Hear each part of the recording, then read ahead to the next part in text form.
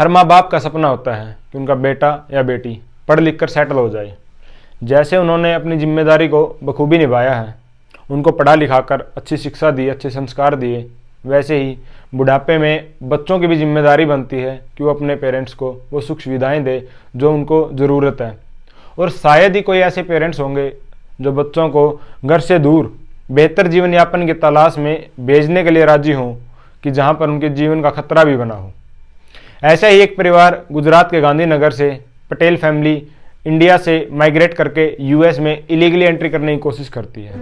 वो कनाडा से यूएस में एंट्री करने की जद्दोजहद में, जहाँ पर -35 से -40 डिग्री सेल्सियस टेम्परेचर था, इस जमाने वाली ठंड में अपने 2 नवजात बच्चों के साथ, 11 वर्ष और 3 वर्ष का बच्चा था, के साथ बॉर्डर क्रॉस करने की कोशिश करती है, लेकिन महज बॉर्डर से 12 मीटर दूर अपने दम तोड़ देते हैं।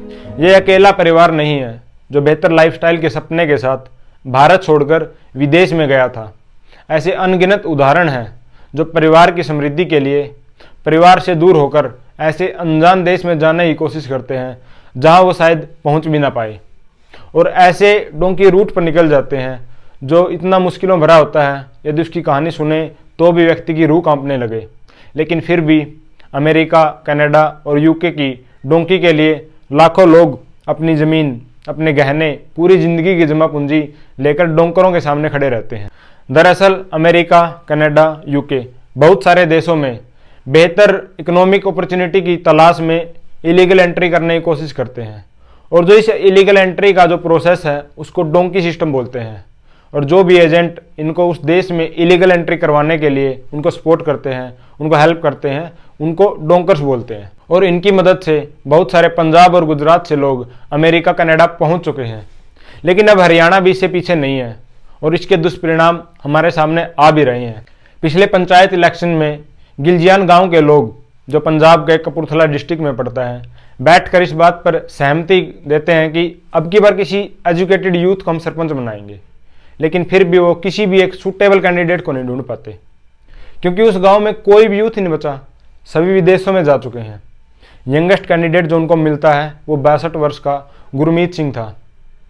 ऐसी हालात पंजाब के बहुत सारे गाँव में हो चुकी है, और अब यही हाल हरियाणा के गाँव में भी हो रहा है।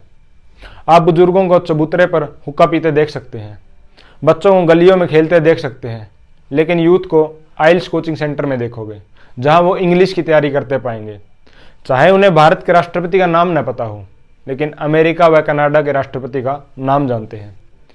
उनके फ़ोन में भारत का झंडा शायद ही मिले, लेकिन यूएस, ऑस्ट्रेलिया और यूके के झंडे को अपने वॉलपेपर पर लगा कर रखते हैं। 2021 में रीजनल पासपोर्ट ऑफिस चंडीगढ़ ने कुछ पासपोर्ट से रिलेटेड आंकड़े जारी किए, जिसमें बताया कि 2021 में 4,90,578 पासपोर्ट इश्यू किए गए।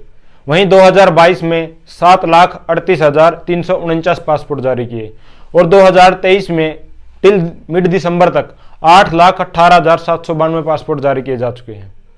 भीड़ पासपोर्ट ऑफिस के सामने ही नहीं, गुरुद्वारों और मंदिर के सामने भी उतनी ही दिखती है। जब सपनों से उम्मीद व विश्वास ज़्यादा लगा लिया जाता है तो यह विश्वास कब अंधविश्वास में बदल जाए पता ही नहीं लगता।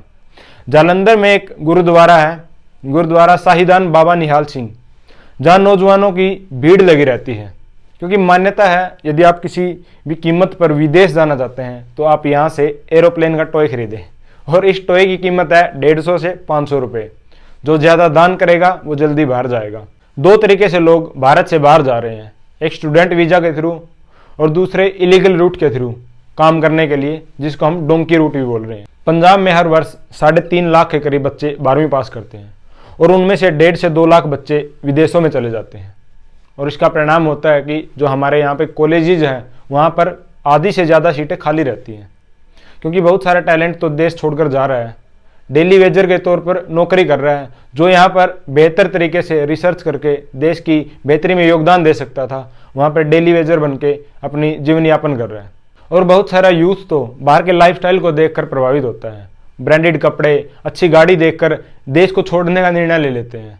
यहाँ पर जब लिखा रहता है कि ये इंग्लैंड वाले की कोठी है, ये अमेरिका वाले की कोठी है, तो बच्चों में भी यही होता है कि मैं भी बाहर जाकर ऐसा पैसा कमाऊं और अपने गांव में एक ऐसी ही कोठी बनाऊं। इसको पुश करने में गवर्नमेंट भी पीछे नहीं है, क्योंकि यदि देखें तो पिछले कुछ वर्षों में बेरोजगारी अपने चरम पर है। नौकरी की तलाश में टैलेंटेड लोग उन सेक्टर्स में काम कर रहे हैं जहां पर कम एजुकेटेड आदमी भी काम कर सकता था। एक रिपोर्ट के अकॉर्डिंग 48% यूथ तो सूटेबल जॉब ही नहीं ढूंढ पा रहा। तो हर रोज पेपर लीक्स की खबर सुनते हैं, पेपर में हुई धांधली की खबर सुनते हैं, धरना प्रदर्शन होता है, करप्शन की चर्चाएं होती हैं।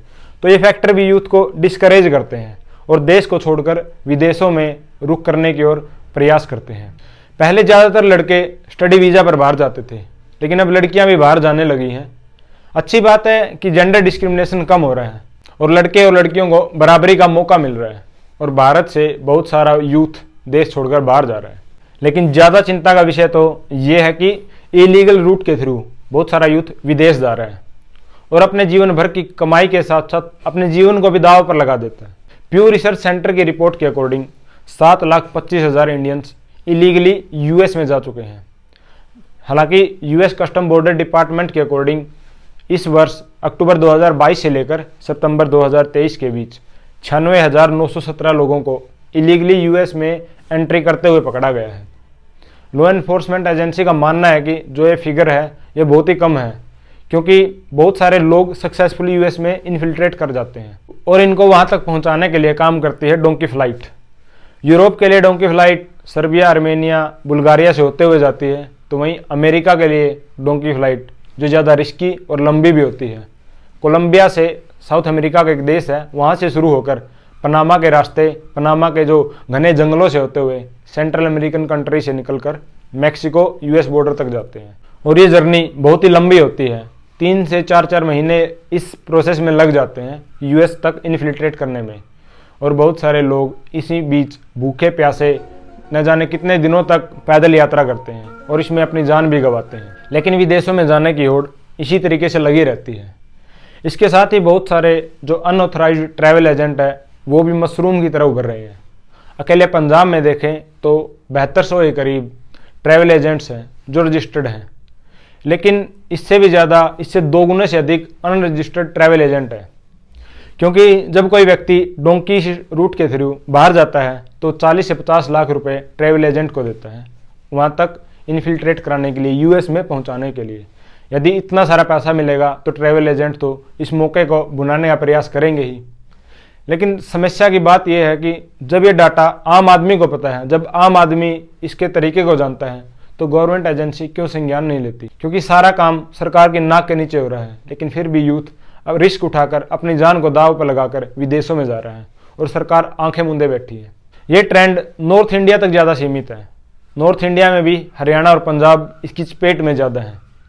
इसके पीछे शायद सबसे बड़ा कारण यह भी हो सकता है कि यहाँ पर इकोनॉमिक रिसोर्सेज अच्छे हैं, क्योंकि ये रीजन कंपैरेटिवली बाकी रीजन से कंपैरिजन में थोड़ा अधिक समृद्ध है।